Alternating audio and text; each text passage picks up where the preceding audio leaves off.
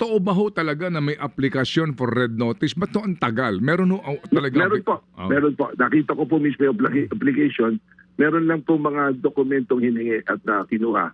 Ang latest naging action na nga po niyan, yung cancellation na po ng DNA doon sa 2 passport po niya.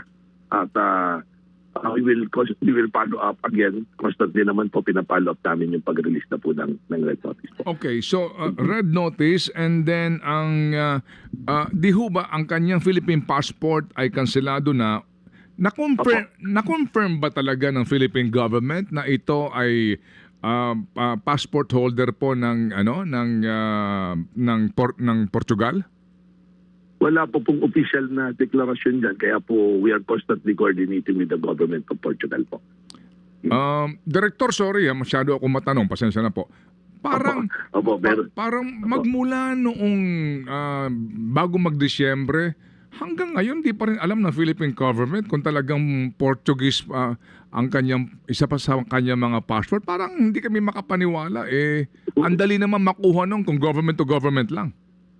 Well, that is actually one of the challenges. Nung nag-assume po ako nung February 21, kinuha ko po yung case file at parang few days from that pa lang po na kompleto yung submission po nung ating po mga required documents to undergo that process of checking po.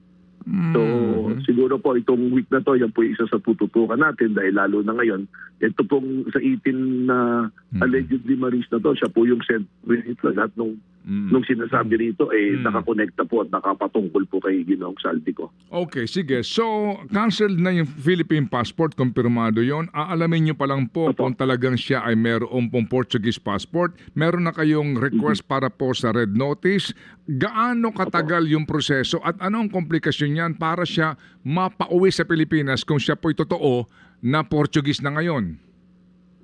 Well, yun nga po, we recognize also yung yung sa Portugal po that there is no extradition treaty po. So, ang sa amin po, umaasa naman kami na ang Portugal being a member of the family of nation, meron po mga tinatawag na international collaboration and international committee of respect po. So, we will bank on that. And siguro po, paglabas ng red notice, din po mas madali pong uusad yung ating po pakikipag-ugnayan po sa bansa ng Portugal po.